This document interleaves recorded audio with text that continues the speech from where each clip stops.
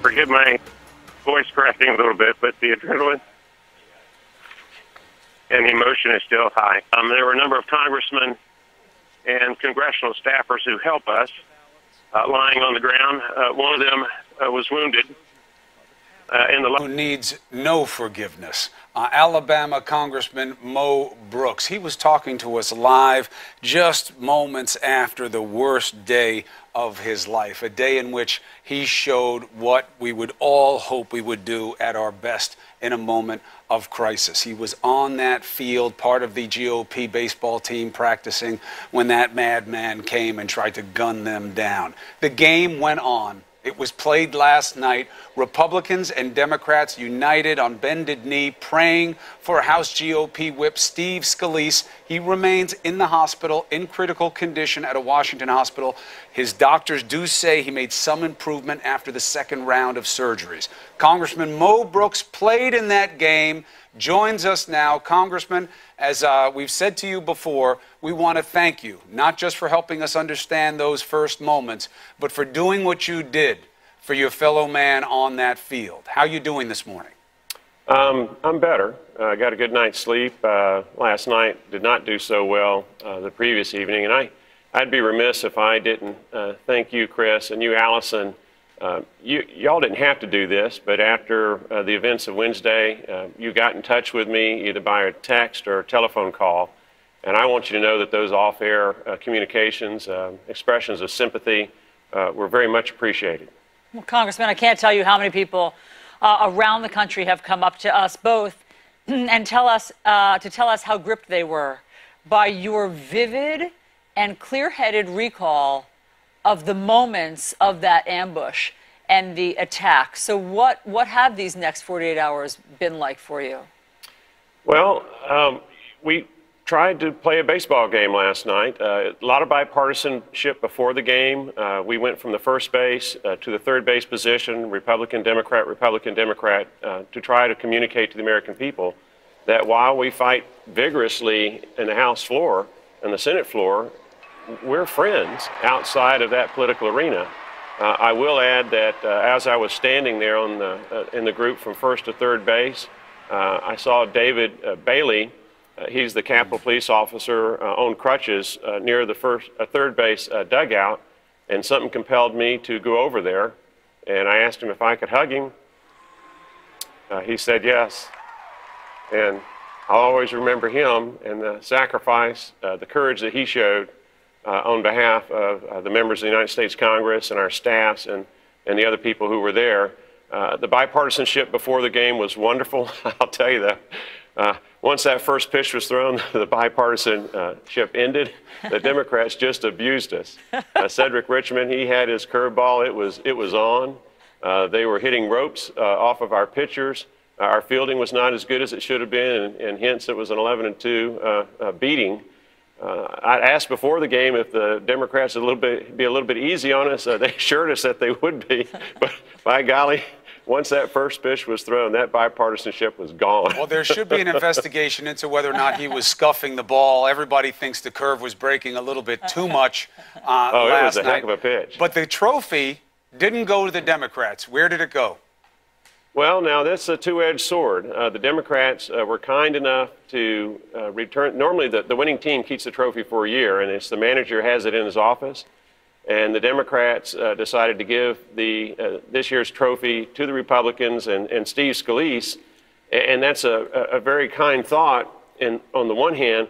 But on the other hand, we now have in our offices a year-long reminder of the thrashing we got last night from the Democrats. So I'm glad it's not in my office. I wouldn't want to be looking at that and thinking 11-2 beating for a whole year. Very clever of the Democrats to keep that lorded over you. But, Congressman, everyone wants to turn the page on the toxic environment in Capitol Hill and beyond and across the country, and obviously to somehow sustain this spirit of love and kindness. What is the answer to doing that? Well, we've got to communicate better to the American people to help them understand that in a republic, vigorous debate is a part of the process. That does not mean that you physically hate the other person, even though you're at odds on any particular issue. there are plenty of issues where we agree. By way of example, over the last session of Congress, we passed over 500 bills through the House of Representatives, the majority of which was bipartisan.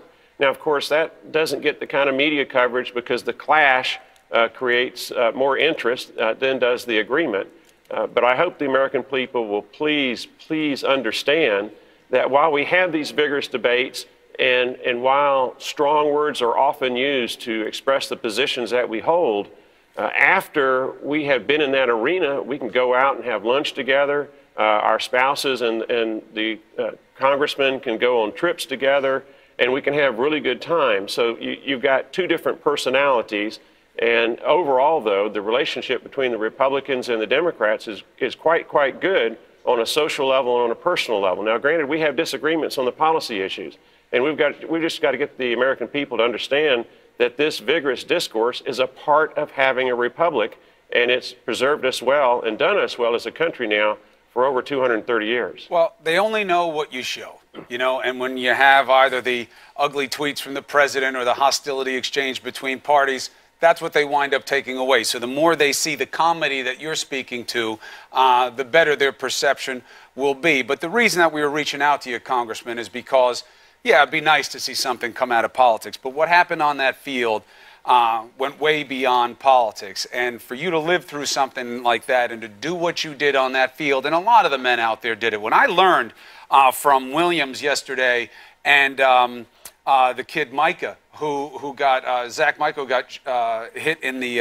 leg. Zach Barth. Zach Barth, thank you. And Matt Micah. And Matt Micah, thank you very much. So when I heard from Zach and Williams that that's the guy you put the tourniquet on, and that Barton's son was in there who's just a kid, and that you were keeping him calm and you guys were helping to keep him safe in a moment like that, that goes way beyond any kind of political implications. How are you doing with what you lived through on that field?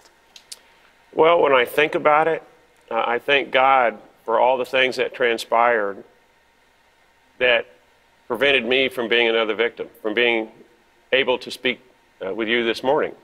And I'm sure a lot of other congressmen are thinking the same thing, a lot of other staffers.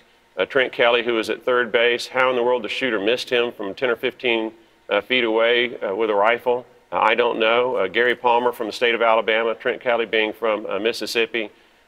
Gary Palmer was at shortstop. And a lot of what I'm doing right now is communicating with other members and staffers to try to reconstruct where everybody was and have a better, complete understanding of what transpired. By way of example, I didn't remember initially who it was that helped me with Zach Barth.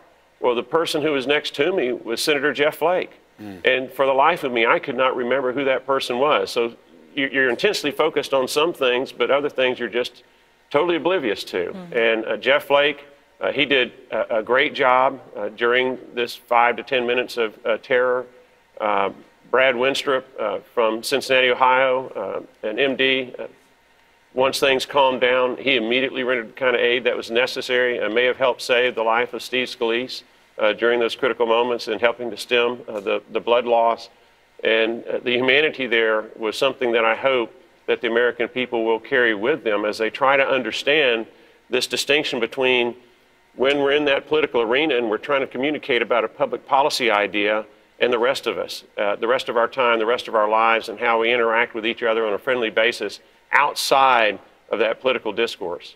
Well, Congressman, I want you to know that we hear you about the media also being able to do better. Chris and I have been talking about this. You have inspired me to do some soul searching in terms of how we can deliver things in perhaps a sometimes less snarky way.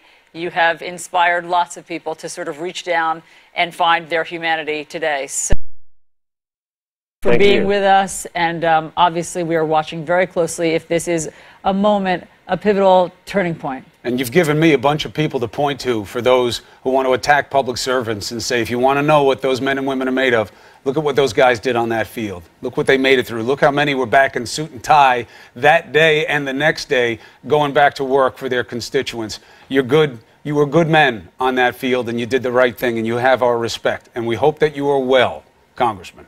Thank you. You're very kind. We'll talk again soon. Take care of yourself. And we will get after it. Don't kid yourself.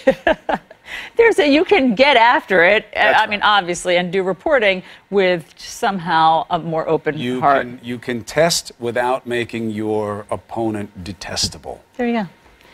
Meanwhile.